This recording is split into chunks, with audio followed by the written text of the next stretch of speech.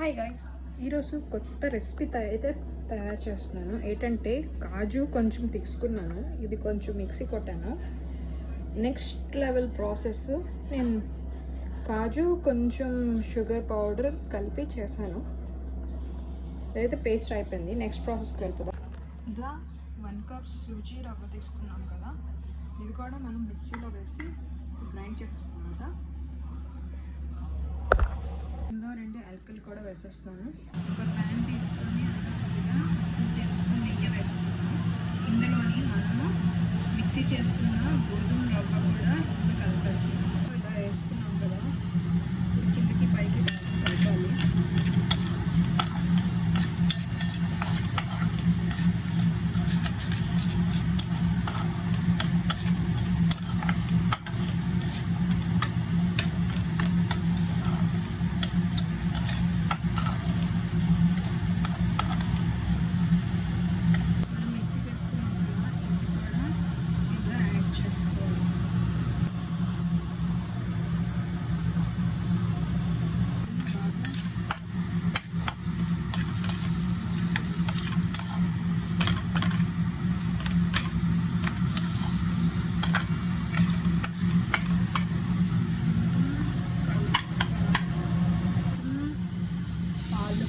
వేసుకున్నాం, కొంచెం వేసుకున్నాం చాలు.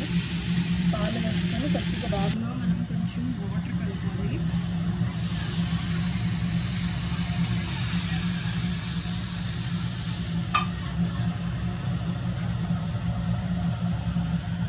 వాటర్ కలిపి ఇది బాగా కిందకి పైకి బాగా కలపాలి.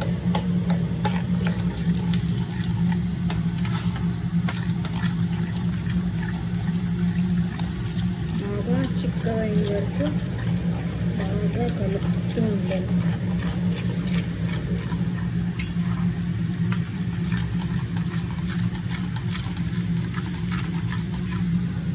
బాగా చిక్కగా బాగా కలపాలి.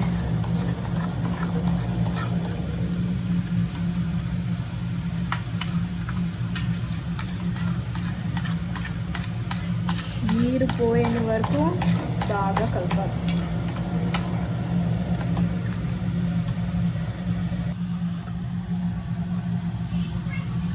నెయ్యి వేసుకున్న తర్వాత ఇది కూడా బాగా కలపాలి. కలిపాం కదా, కలిపిన కొంచెం సేపు నువ్వులు కూడా ఇలాగా చేసుకోవాలి, మిక్సీ కొట్టాలి.